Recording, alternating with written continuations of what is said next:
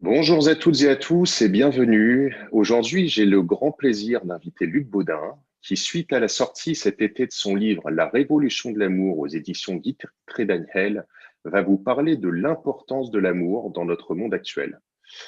Alors, si vous ne connaissez pas encore le docteur Luc Baudin, je vais vous le présenter brièvement. Il est ancien médecin et diplômé en cancérologie clinique. Il est spécialiste en médecine naturelle, spirituelle et énergétique. Il est également conseiller scientifique et auteur de très nombreux ouvrages. Alors, bonjour Luc. Bonjour Alex et puis bonjour à tous les spectateurs. Je suis heureux de partager et que vous veniez écouter mon message parce que je pense que pour moi c'est un élément extrêmement important. Comme vous... Voilà, d'autant plus vu la période que nous traversons depuis plusieurs mois, ce thème me semble très fort et très important. Alors, pourrais-tu tout simplement, hein, je vais te laisser la parole, nous parler de ta vision de l'amour, de l'importance de l'amour et qu'entends-tu par là, euh, à tous les points de vue, voilà, pour nous aider au quotidien. Ce qu'il faut déjà dire, c'est que ce livre, je l'ai écrit bien avant le début de l'épidémie de Covid. On ne parlait même pas du Covid à ce moment-là. Et pour moi, c'était, je m'étais souvent posé la question, c'est comment imaginer l'avenir, comment voir le monde du futur. Et donc, je l'ai écrit et le fait est qu'il devait sortir, ce livre devait sortir en plein premier confinement. Et puis évidemment, comme vous le savez, à cause du confinement, les éditions, les imprimeries, tout ça, ça ne fonctionnait pas. Donc il est sorti après le confinement, mais ça en fait, et ce qui est extraordinaire, c'est que l'actualité en fait un livre de premier plan, en ce sens qu'il est extrêmement important, surtout avec les expériences qu'on a eues du premier, du deuxième confinement et de l'avenir qui est plein de points d'interrogation. Et puis, euh, pour revenir à ta question, Alex, c'est qu'en fait, moi, je travaille beaucoup dans les énergies et je fais des formations, des soins, des choses comme ça en énergie, mais je me suis aperçu une des forces ou la force la plus importante qu'on puisse avoir en tant qu'individu et dans l'univers, c'est la force de l'amour. Avec la force de l'amour, avec cette énergie de l'amour, on peut vraiment arriver à faire des choses extraordinaires, aussi bien au niveau des soins, pour aider les autres, sur le plan psychologique, sur le plan physique, sur le plan des maladies. C'est vraiment l'énergie curatrice. Et donc, j'ai commencé à m'y intéresser un petit peu de plus près. Et je me suis aperçu qu'en fait, évidemment, nous avons le cerveau qui est extrêmement important, qui est la commande. Oui, c'est ce qu'on m'a appris, la commande. La commande, c'est lui le numéro un. Et puis, vous savez il y a quelques années est apparu des livres qui disaient l'intestin, le deuxième cerveau. Voilà. Et moi, je dirais aujourd'hui, c'est plutôt le cœur, qui n'est même pas le deuxième, c'est plutôt le premier cerveau. Le premier cerveau. Je le dirais même avant le cerveau neurologique que l'on connaît, parce qu'en fait, quand on reçoit des informations, quand on vit notre vie quotidienne, c'est notre cœur qui reçoit la première chose et qui reçoit les premières informations. C'est lui qui traite la première information. C'est lui qui travaille avec l'instinct, avec l'intuition, avec le ressenti. Et aussitôt, il va nous dire si c'est bon, si c'est pas bon, si c'est douloureux, si c'est difficile à vivre, etc. Et lui va informer le cerveau et non pas l'inverse comme on pensait que c'était le cerveau qui allait informer le cœur. Et donc on s'est aperçu que c'était le cœur qui ressentait en premier et qui informait le cerveau. Et en informant le cerveau, lui, va prendre l'information du cœur et va la raisonner, va la regarder avec sa raison, va la regarder, va la logique, regarder, l'analyser. Mais la première information vient toujours de cette intuition et de ce cœur. Le cœur est vraiment extrêmement important et on s'est même aperçu que le champ magnétique émergé, parce que vous savez que chaque cellule, chaque organe produit un champ électromagnétique qui est extrêmement important et d'ailleurs ce sera certainement une grande médecine d'avenir que d'utiliser ces champs électromagnétiques pour soigner les personnes, mais ça c'est un autre sujet. Ces champs électromagnétiques en particulier, on peut les mesurer. On mesure les champs électriques facilement, on les connaît avec l'électroencéphalogramme, l'électrocardiogramme, l'électromyogramme qu'on fait sur les muscles, etc. Donc ça, c'est le champ électrique. Mais on a la même chose avec des champs magnétiques. C'est moins connu, mais c'est la même chose. Et on s'est aperçu que le champ magnétique du cœur était 1000 fois plus important que le champ magnétique au niveau du cerveau. C'est faramineux. Et c'est pour ça que ce champ magnétique irradie autour de nous, inonde quelque part tout notre environnement, tous les proches, etc. Et donc, nous pouvons utiliser cette énergie du cœur pour justement envoyer ça dans notre environnement pour transformer cet environnement d'une manière positive. Et ça, c'est vraiment extrêmement important. Et à cela s'ajoute un deuxième facteur qui est important aussi et qui est mal connu alors que c'est un élément essentiel de l'époque qu'on est en train de traverser, c'est qu'en fait le champ magnétique, le niveau vibratoire de la Terre monte, s'élève d'une manière exponentielle. C'est faramineux ce qui se passe depuis les années 90, par exemple. Moi, je le suis depuis ce moment-là. On peut le retrouver sur les sites de la résonance de Schumann, qui nous donnent déjà un petit peu l'écho, les petit peu le semblable de ce champ magnétique. Et ce champ magnétique s'élève. Il faut bien comprendre que ce champ magnétique, il s'élève pourquoi ? Il s'élève pourquoi ?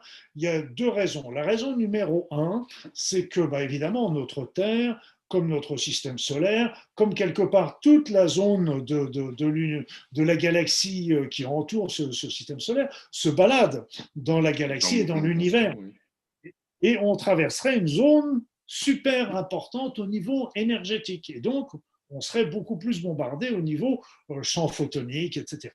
Et donc, ça, ce serait le premier point. Le deuxième point ferait qu'on a une baisse du niveau du champ magnétique terrestre. On le sait depuis qu'on est capable de l'analyser depuis 2 siècles maintenant, presque. Et donc, ça baisse de 5% tous les siècles. Donc, ça ferait 10% déjà en 2 siècles. Donc, ça veut, champ magnétique qui baisse, ça veut dire que les énergies de l'univers rentrent plus facilement. Donc on comprend déjà énergie plus importante à l'extérieur, moins de protection au niveau de la Terre fait que les énergies sont beaucoup plus importantes au niveau de la Terre et ce qui contribuerait à faire monter le niveau vibratoire de la Terre et de notre système solaire d'une manière générale. Donc ça, c'est important parce que ça va avoir des répercussions évidemment sur les individus. La première répercussion, c'est que ça fait monter au fur et à mesure notre conscience, notre état de conscience, notre état d'esprit. Et ça, on n'y prête pas garde, mais pourtant c'est quelque chose d'extraordinairement important. On explique ça par des tas d'autres choses, mais vous savez, regardez un petit peu aujourd'hui, nous avons une conscience planétaire. Et ça, c'est grâce, bien sûr, les outils qui sont pour ça, c'est tout Internet avec tous les distributeurs de Facebook, de YouTube, etc., qui est de Google et qui nous apportent tout ça. Mais ça n'empêche que ce sont des outils. Ce ne sont pas ça qui ont fait. C'est parce que si ces outils avaient été là au Moyen-Âge, je pense que il n'y aurait pas eu beaucoup de personnes qui auraient été capables de les utiliser. Nous, on a une conscience qui s'est développée. On est passé de l'échelon, je dirais, du village à l'échelon de la région, à la région du pays, du région du continent. Et là, on est dans une région de la planète et bientôt de la vision interplanétaire avec la Lune, Mars, etc. Et donc, notre conscience évolue et la puissance de notre esprit monte. Et donc, ça, c'est vraiment important. Et ce qu'il faut bien comprendre, c'est que dans cette société, dans ce monde, on est dans un monde de dualité. Dualité, ça veut dire qu'il y a le yin, le yang, le jour et la nuit, etc. Mais ce qu'il faut comprendre, c'est que si d'un côté ça monte avec la conscience qui s'élève, de l'autre côté ça baisse. Et là, on voit bien tout ce qui se passe au niveau de notre société, de conflits, de batailles, de distensions. Tout est fait pour nous séparer en tant qu'individus. On monte les hommes contre les femmes, on monte les générations les unes contre les autres, on monte les religions les unes contre les autres, les races les unes contre les autres, etc. Alors que nous sommes faits que du même moule, nous sommes tous ensemble. Et donc, ce qu'il faut comprendre, c'est que d'un côté, on est tiré vers le haut et de l'autre côté, on est tiré vers le bas. Et ce qui fait qu'on est dans un mal-être aujourd'hui. Et donc, les événements que nous vivons aujourd'hui, je parle des événements avec le Covid, mais si vous analysez aussi un petit peu la situation mondiale, vous vous apercevez qu'il se passe au niveau du monde des choses extrêmement importantes qui sont passées un petit peu au deuxième rang par rapport à cette histoire du Covid. Donc il y a des tensions, des distensions, des associations, des mouvements de troupes, des guerres, des révolutions, des choses comme ça. Et donc, ce qu'il faut comprendre, c'est que nous sommes dans une situation avec le réchauffement planétaire, avec les changements climatiques, avec les cataclysmes, nous sommes dans une situation où soit nous suivons le mouvement, je dirais qu'on fait confiance. On fait confiance un petit peu aux gouvernants et puis on se dit oui, on accepte tout ce qu'ils nous disent et tout en sachant que malheureusement, c'est mon opinion, mais malheureusement, les intérêts qu'ils défendent ne sont pas forcément les nôtres. Et de l'autre côté, il y a les révolutionnaires. Et donc, dès qu'on n'est plus d'accord avec le gouvernement aujourd'hui ou les réformes gouvernementales, on est tout de suite catalogué complotiste. Mais on peut être complotiste, on peut être opposé sans forcément être complotiste. Le complot est une autre chose, mais on peut ne pas être d'accord avec certaines lois qui Exactement. sont liberticides. Et donc, et donc là, on se retrouve dans un système un petit peu extrémiste. Soit on laisse vraiment faire en disant bon, allez, ils connaissent ces choses, ils ont l'air de. Soit on se met dans la révolution. Et ça, dans les deux, il n'y en a pas une qui est mieux que l'autre, je dirais. De laisser faire n'est pas une bonne chose, c'est qu'il faut réfléchir et on a notre libre arbitre, on a le droit et puis de l'autre côté, de s'opposer systématiquement n'est pas forcément non plus une bonne chose et il faut arriver à trouver l'extrême. Et donc, la révolution de l'amour est une troisième voie. Une voie qui s'oppose à rien, et qui n'est pas une voie, c'est une révolution, mais c'est pas une révolution, c'est une révolution pacifique, qui ne veut pas mettre à mal tel ou tel système, etc. Parce que le principe est que si on peut monter un autre système à la place de celui qui existe, avec de nouvelles visions, de nouveaux principes, de nouveaux objectifs, plutôt que se dire toujours développer plus, avoir augmenter notre économie, augmenter notre pouvoir d'achat, augmenter tout ce qui va détruire la planète. Donc, et si on mettait d'autres paradigmes à la place. Et donc, et ça, ce n'est pas une opposition, c'est que de créer quelque chose à côté, fait dans la compassion, fait dans l'amour, fait dans la tolérance. Et ce nouveau système, s'il est viable, s'il est utile, à ce moment-là, va se développer de lui-même sans avoir besoin de forcer. Et à ce moment-là, obligatoirement, l'ancien va disparaître au fur et à mesure parce que le nouveau va prendre sa place, etc. Donc il n'y a pas besoin d'être dans la révolution.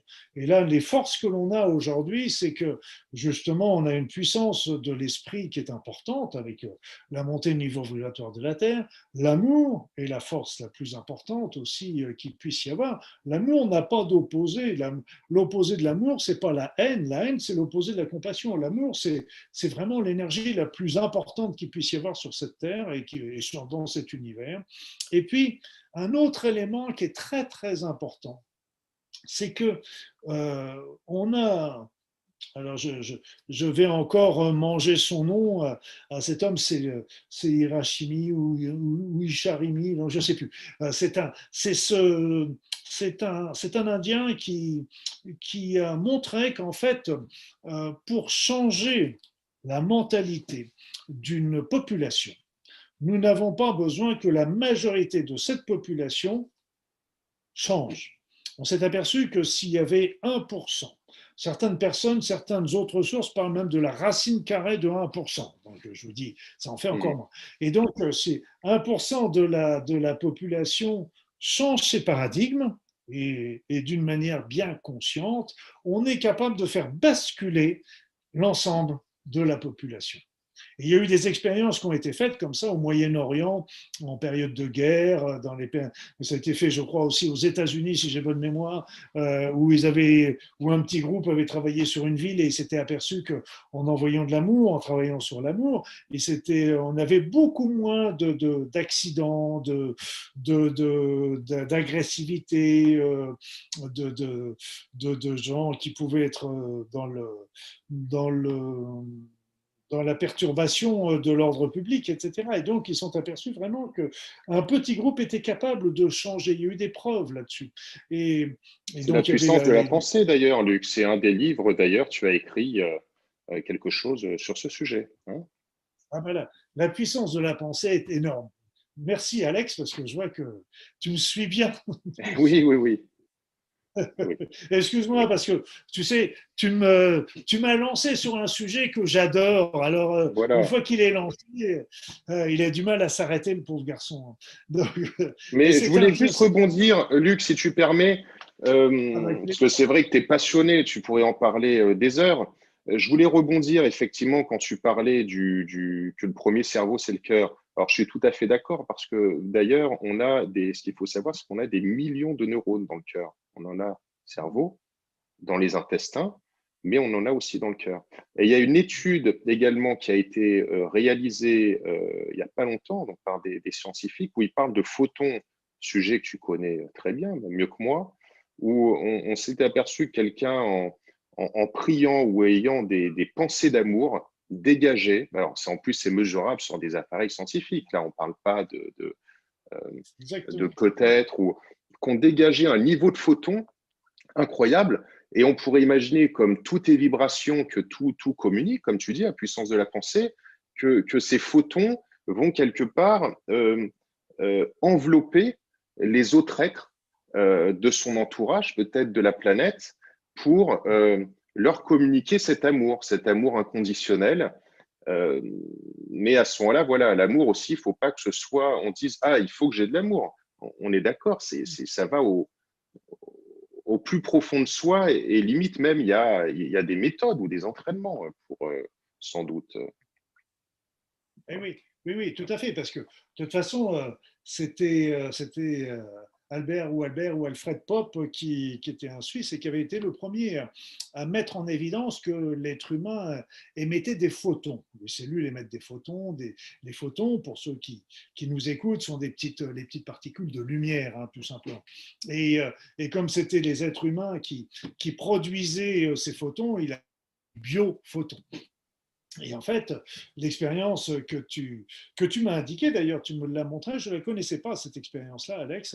Et cette expérience nous montre ô combien que c'est en envoyant, en pensant à de l'amour, eh bien, on va envoyer encore davantage de photons par rapport, de biophotons par rapport à nous. Ça nous rapproche d'ailleurs d'une autre étude, parce que les photons, les biophotons, et les ondes scalaires sont des éléments qui sont extrêmement proches, qui sont d'ailleurs souvent liés. Et, et donc, le fait est que ce sont des ondes qui sont aussi très curatrices. Et donc, de montrer combien on ne peut irradier ces choses-là d'une manière scientifique est très très intéressante. Et les ondes scalaires, par exemple, on n'en a pas conscience, mais nous avons besoin des ondes scalaires qui nous viennent de tout l'environnement pour vivre. Les ondes scalaires marchent aussi avec les neutrinos, avec des éléments qui sont... Et si nous n'avons pas ces énergies qui nous nourrissent, eh bien nous mourrons. ils ont fait l'expérience avec des lapins, par exemple, qu'ils ont mis dans des cages plombées, et au bout de quelques semaines, les lapins décédaient parce qu'ils n'avaient plus cette nourriture énergétique alors qu'ils étaient nourris habituellement, etc. Donc le cœur, c'est pareil, c'est quelque chose, c'est l'instrument de la guérison, c'est l'instrument qui va nous permettre de transmuter, de transformer. Et je dis souvent aux personnes, si vous voulez changer votre vie, il y en a qui me disent, oui, mais comment, quel est le chemin de ma vie, qu'est-ce que je dois faire dans ma vie, etc. Je dis, je comprends bien, on se pose tous la question. Et si vous voulez commencer, eh bien, commencez par travailler sur l'amour, parce qu'il n'y a pas une seule mission de vie qui soit en dehors de l'amour. Et donc l'amour est extrêmement importante. Et donc si on la met au centre de nos pensées, de nos paroles, de nos actes, on va changer, les choses vont changer énormément autour de nous et on verra que les problèmes vont disparaître comme la neige au soleil. Et puis, mais il y en a d'autres, ils me disent aussi, oui, mais Luc, t'es gentil, mais l'amour, comment qu'on fait? Parce que bon, j'aime ma femme, j'aime mes enfants, j'aime mon mari, bien sûr. Et comment que je peux faire? Et c'est vrai que c'est pas toujours très simple à générer cet amour. C'est un grand mot qui est facile à dire, qui est pas facile à faire. Alors, il y a des petits trucs déjà que je donnerais pour aider les personnes dans ce sens-là. C'est de commencer simple. Commencer simple, qu'est-ce qui se rapproche de l'amour? Qu'est-ce qui se rapproche de l'amour? C'est déjà l'intégrité, l'équité, le partage, la compassion. Donc tous ces sentiments qui ne sont pas encore l'amour, mais qui nous sont déjà et qui sont déjà sur le chemin. Et si vraiment nous poursuivons un petit peu ces pensées-là, ça va aller très vite au niveau, on va vite glisser dans l'amour. Et puis un deuxième point qui est aussi, à mon sens, intéressant, c'est que euh, l'amour, on a tous connu l'amour à des moments puissants dans notre vie, des moments très puissants, que ce soit les élans amoureux de nos enfants, etc. Eh bien, à ce moment-là, rebranchez-vous sur ces moments-là et ressentez ce qui s'était passé à ce moment-là, quand vous avez vraiment Revivre ces moments. voilà, et revivre cet moment. Et là, vous connaissez la, la méthodologie un petit peu par rapport à ça. Je me rappelle comme ça, il y avait un truc qui, qui m'était arrivé, c'était quand mon deuxième fils est né. Je me rappelle, je me suis retrouvé à un moment tout seul près de son berceau. Et puis, je lui dis à cet enfant qui venait de naître, je lui dis, bah, écoute, je suis embêté parce qu'en fait, je ne sais pas si je vais être capable de t'aimer. Parce que j'ai tellement donné d'amour à ton frère et que j'aime tellement ton frère que je sais pas si je vais avoir encore assez d'amour pour t'en donner à toi. Et, euh, et donc c'était une question que je me posais, qui était très masculine d'ailleurs. Les femmes se posent beaucoup moins cette question-là. Mais le fait est que je me suis aperçu qu'après, c'est que l'amour, il n'y a pas de limite. Je veux dire, on peut aimer très bien l'un et on peut aimer l'autre. Et on ne va pas piquer à l'un pour en mettre à l'autre, etc. C'est un puits sans fond et c'est absolument merveilleux pour ça, l'amour. Et souvent, les personnes disent oui, mais j'aimerais bien qu'on m'aime, qu'on fasse attention à moi. Moi, je voyais ça même avec les personnes qui étaient dépressives, parce qu'elles étaient là en train d'attendre toujours que les autres viennent. Et je leur disais, et si vous inversiez le processus? Si au lieu d'attendre que les autres vous donnent de l'amour, et si vous étiez en train d'en donner? Parce qu'en fin de compte, c'est quand on donne qu'on reçoit. Et c'est pas en attendant de recevoir également. Et Alors c'est justement, je important voulais parce que rebondir, Luc, par rapport à ce que tu dis, parce que si je ne m'abuse, toi qui es un grand spécialiste des soins énergétiques également, si je ne m'abuse, tu vas me dire si j'ai des bêtises, dans la pratique des soins énergétiques, l'amour est une priorité, on est d'accord. C'est-à-dire que quand on pratique les soins énergétiques, s'il n'y a pas d'amour, ça ne peut pas marcher. exactement, C'est même exactement. un des fondements, on va dire. Tu as tout à fait raison de le dire et d'insister là-dessus, Alex, parce que c'est d'ailleurs la première chose que je dis aux personnes qui viennent suivre les stages. Je leur dis, si un jour vous n'avez pas envie de bosser, vous n'avez pas envie de faire le soin, vous n'avez pas envie de soigner telle ou telle personne, etc., ne le faites pas. Ne le faites surtout pas parce que ça va être plutôt quelque chose de dramatique, soit pour la personne, soit pour vous. Restez couché ce jour-là. Et ça, faut être très honnête là-dessus. Hein. C'est que les soins, d'une manière générale, il n'y a pas que les soins énergétiques, les soins d'une manière générale, on doit toujours être dans un cheminement d'amour, d'avoir envie de les faire, d'avoir envie de soulager, d'avoir envie d'aider son prochain. On va pas avoir envie de les guérir, parce que bien sûr, on a envie de les guérir, mais ce qu'il faut bien comprendre, c'est que la guérison ne vient pas de nous. Nous, on est là pour, en tant que thérapeute ou médecin, pour aider le patient sur son chemin de guérison. C'est le patient qui va guérir. Mais l'amour est déjà l'élément clé. Et souvent, je dis aux personnes, quand on peut parler de magnétisme, on peut parler, moi je ne fais pas de magnétisme, enfin je fais du magnétisme, bien sûr, mais ce n'est pas comme ça que je l'appelle, moi j'appelle ça des soins énergétiques, la transmission de l'énergie, mais on peut transmettre les énergies environnementales, mais en transmettant des énergies d'amour, sont des énergies extrêmement curatrices, plus que simplement de recevoir et de transmettre, c'est en plus des énergies qui sont très puissantes. Pour moi, allez, allez, allez, je vais le dire, hein, je vais le dire, je vais le dire. C'est parce que tu as insisté. Tu as insisté, Alex. Pour moi, Dieu n'est pas amour. Dieu n'est pas amour. Dieu est encore bien plus que ça. Dieu est vacuité. Vacuité, ça veut dire que c'est le rien et c'est le tout. Donc c'est le vide et c'est le plein. Donc c'est vraiment, lui, Dieu, il nous accueille sans attente et sans jugement. Sans attente et sans jugement. Il nous prend tel que l'on est. C'est quelque chose d'extraordinaire quand on y réfléchit. Sans attente, on peut, quel que soit ce qu'on a fait, ce qu'on a pu dire, réaliser, etc., il est là pour nous accueillir et il n'est pas dans le jugement, contrairement à ce qui est présenté. Mais il a créé cet univers et pour nourrir cet univers, il envoie de l'énergie pour animer cet univers. Parce que si on n'avait pas l'énergie divine pour animer sa création, ça ne durerait pas, ça s'éteindrait tout de suite. Et là, pour ça, il envoie l'énergie d'amour. L'énergie d'amour. L'énergie d'amour dans un monde qui est un monde de dualité. Le yin et le yang, etc.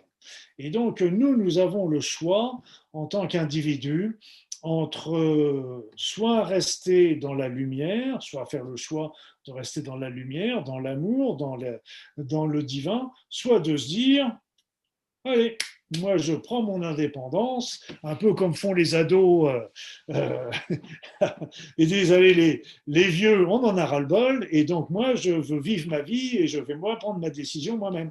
Ok, donc là c'est ça ce qu'on est venu prendre sur cette terre. Est-ce qu'on veut rester dans la lumière ou est-ce qu'on veut essayer de vivre notre vie par nous-mêmes? Il n'y a pas de jugement, Dieu ne juge toujours pas, il ne va pas avoir de punition. Par contre, nous sommes libres de nos choix. Nous sommes totalement libres de nos choix. La seule chose, c'est qu'on est responsable des conséquences de notre choix. C'est évident que si, selon ce qu'on va choisir, l'ombre ou la lumière, ça va avoir des conséquences. Mais ce qu'il faut comprendre, c'est qu'il nous faut aussi expérimenter l'ombre pour apprécier la lumière. Parce que si on était toujours dans la lumière, on se dirait oui, c'est génial, etc. Mais il faut avoir expérimenté l'autre côté pour mieux apprécier la lumière. Et donc, aujourd'hui, nous sommes dans une situation où justement, on nous montre beaucoup l'ombre, la souffrance, la maladie, la peur, la distanciation, on nous montre comment nous monter les uns contre les autres, etc. Donc on nous montre le côté sombre, on peut tomber dedans. C'est pas une, je dirais qu'il faut pas, là encore, faut pas juger, il faut l'expérimenter, il faut l'apprendre. C'est peut-être quelque chose qu'on a à vivre. Et je pense que c'est quelque chose qu'on a à vivre pour enfin changer. Et enfin changer, de se dire, OK, non, c'est pas ça ce que je veux, c'est pas ça ce que je comprends, ça me rend pas heureux de me retrouver en train de faire les bisbises avec mes voisins parce que ils n'ont pas la même religion, ils n'ont pas la même couleur de peau, etc. Ça me rend pas heureux d'être en bisbise avec mon mari ou avec ma femme parce que c'est un homme ou c'est une femme, etc. Ça me rend pas heureux d'être en bisbise avec les ados parce qu'ils ont les machins. Donc, ce que je veux, moi, c'est justement plutôt autre chose. Et c'est là ce qu'on est en train de découvrir aujourd'hui, en train de se dire, OK, moi, je veux un monde d'amour où on acceptera les différences, on sera dans la tolérance par rapport à l'autre et surtout, nous serons dans le non-jugement. Et ça, je pense que c'est une des plus terribles choses qu'on peut avoir dans notre société, c'est le jugement. Tout est jugé, tout est jugé, on juge tout, c'est bien, c'est mal, etc. Mais Je suis euh, d'accord, oui, parce que on prend complètement. le feu. Ah bah oui, si le feu il prend dans ma maison, c'est pas bien. Ça, on est bien d'accord. Mais quand je suis auprès du feu l'hiver et qu'il fait froid, c'est bien, ça fait du bien. Donc rien n'est bien, rien n'est mal. Tout dépend un petit peu de la. Donc la révolution de l'amour nous apporte une vision de tolérance. Nous rentrons dans l'énergie divine, d'ailleurs, qui nourrit cet univers. Et ce qu'il faut bien comprendre, c'est quand on envoie de l'amour aux autres, tu as parlé tout à l'heure des photons qui irradient autour de nous, mais ce qu'il faut bien comprendre, c'est quand les autres reçoivent cette énergie d'amour, ça va contribuer à monter leur niveau vibratoire. Or, en montant notre niveau vibratoire et en montant le niveau vibratoire de les autres, on change notre vision des choses, on change notre paradigme. Vision, quand on a des énergies basses, on est dans l'insatisfaction, dans la jalousie, dans l'agressivité, etc. On monte nos vibrations, et là, d'un seul coup, on est dans les vibrations de la compassion, du partage, de l'équité, etc. Donc, en envoyant de l'énergie d'amour aux autres, on va aider à les monter au niveau de leur pensée vibratoire. Et regardez bien, si en plus on envoie ces énergies d'amour à nos gouvernants, au sens large, hein, que ce soit financier, économique, politique, etc., militaire, que sais-je, eh bien là aussi, on va contribuer à monter leur niveau vibratoire. Et donc, en contribuant à leur niveau vibratoire, ça va les aider à prendre les meilleures décisions possibles pour tout le monde. Point barre. Sans jugement, sans choses comme ça. On les aide. On n'est pas en train de les juger, on n'est pas en train de les dévaloriser, on est en train d'essayer de les aider. Voilà. C'est toutes les bases de la révolution de l'amour. Alors, Voilà, tu sais tout si je maintenant. pouvais rajouter quelque chose, Luc, parce que c'est très intéressant, c'est génial, et puis moi, c'est bien, je suis partisan.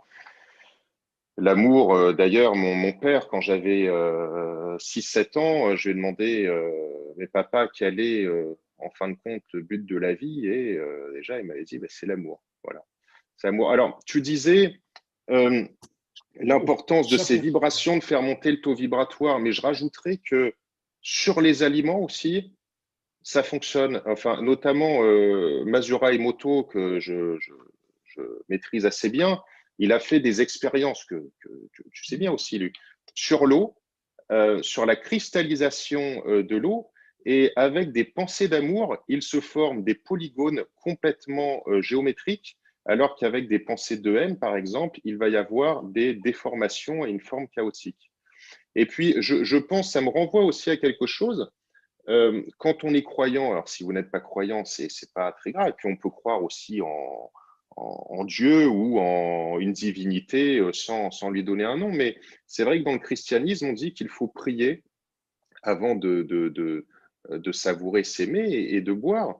Et je pense aussi, ça c'est pas expliqué dans la Bible, mais je pense qu'il y a aussi une relation de, comme tu dis, de lever le niveau vibratoire ben, de son vin, parce qu'on parle du vin, hein, et de ses aliments.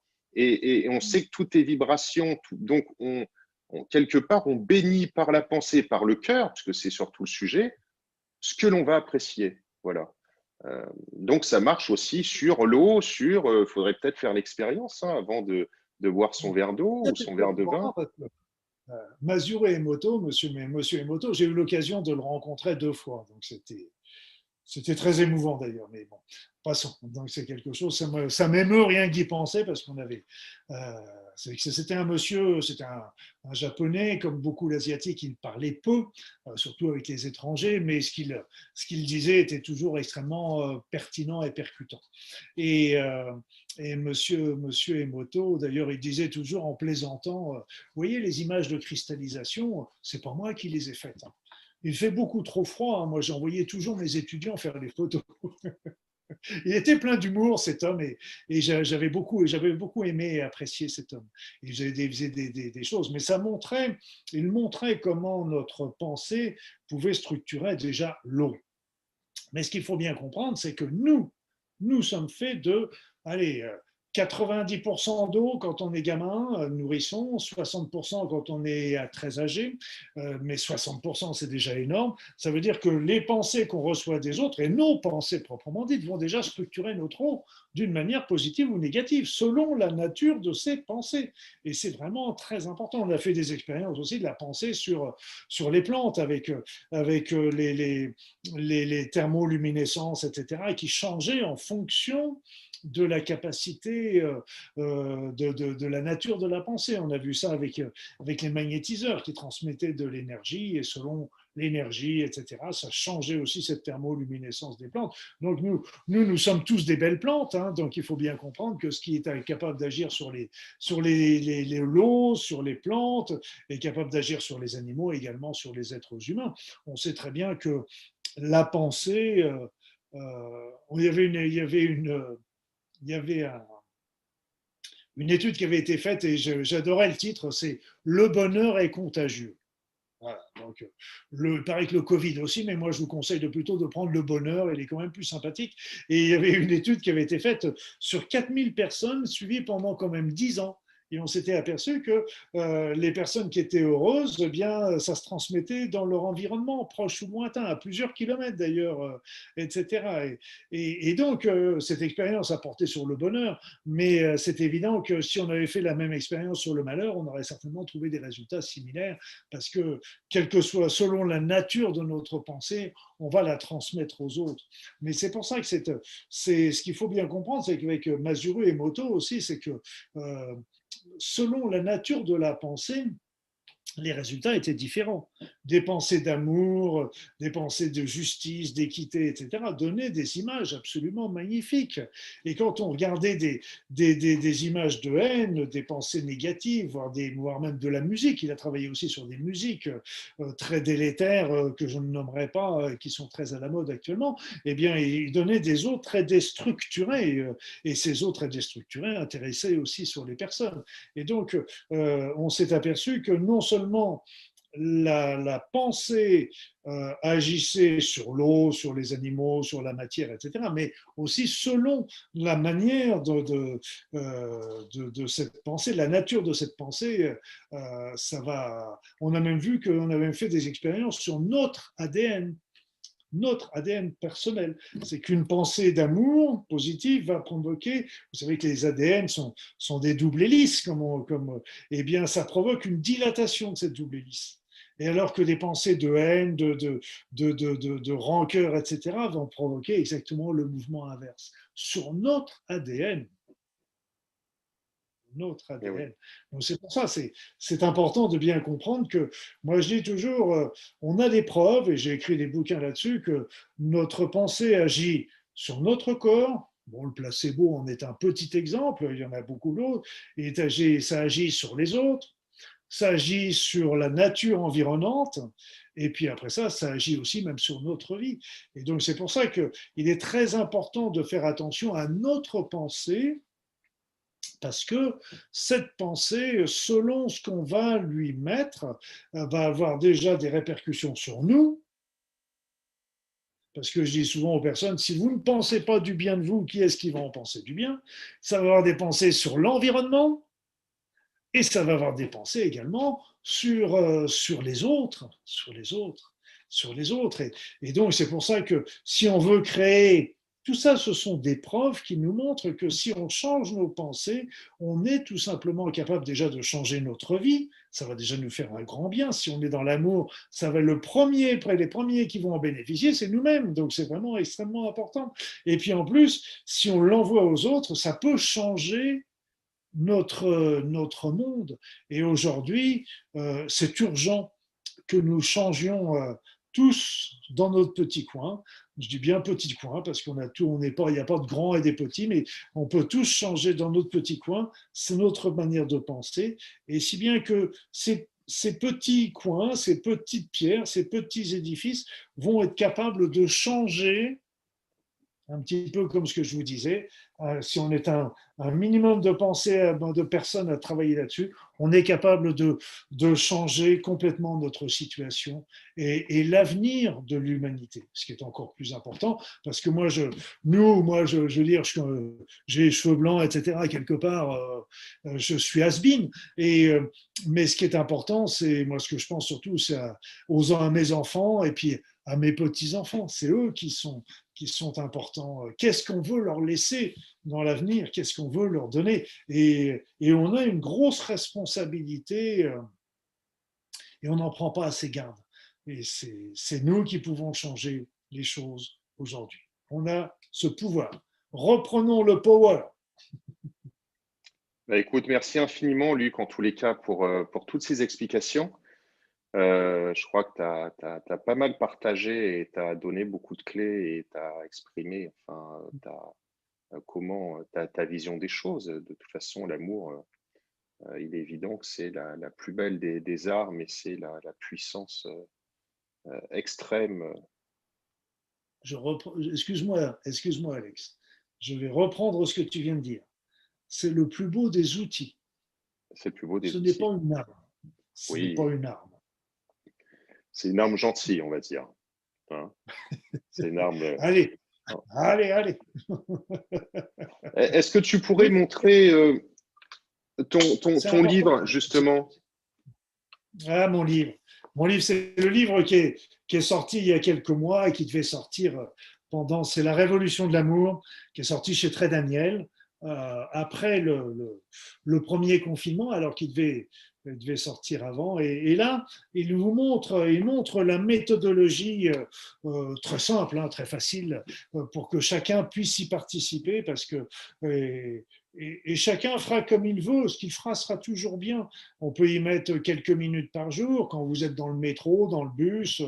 On peut toujours prendre quelques minutes pour le faire. Il y en a d'autres qui vont peut-être prendre 1 heure par jour ou 1 heure par-ci, par-là. Ça n'a aucune importance. Mais plus on sera à le faire et plus ça va être important. Donc ça montre pourquoi, donc beaucoup plus en détail que ce que j'ai pu expliquer là ce soir. Et puis pourquoi ça marche, et puis comment on peut vraiment faire pour que ça marche. Et il y a aussi un petit CD qui accompagne, qui, qui vous aide pour justement participer à cette révolution de l'amour. Et cette révolution de l'amour, il faut bien comprendre qu'on la fait tous, chacun chez soi. On n'a pas besoin de réunions, d'associations, de choses comme ça. C'est un travail individuel.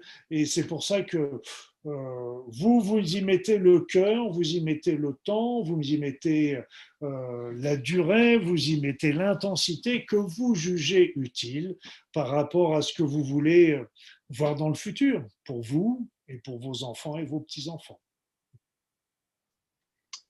Eh bien, écoute, Luc, je te remercie beaucoup pour ce très beau partage, pour le temps que tu m'as consacré et consacré aux téléspectateurs.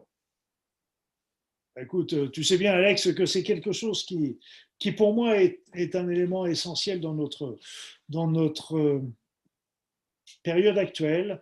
Et voilà. Et donc, si je suis pas, je pense qu'il y en a d'autres qui prêchent un petit peu les mêmes choses que moi. Chacun à sa manière.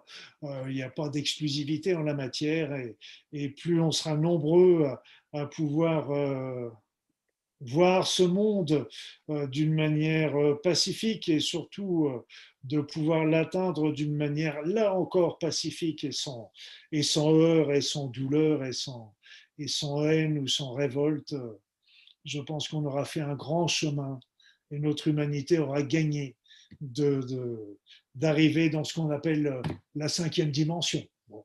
Je ne les ai pas comptées, les dimensions, je ne sais pas. Je ne pourrais pas dire si c'est la cinquième ou la sixième ou la septième, mais enfin bon, bref, on arrivera dans un autre niveau de conscience, ça c'est sûr. Bon, bah, écoute, merci en tous les cas, Luc. Tu auras sans doute l'occasion de revenir pour aborder d'autres thèmes. Sur ce, on va vous laisser et on vous dit à bientôt. Au revoir, Luc. Merci. Merci Alex, merci de m'avoir permis ça.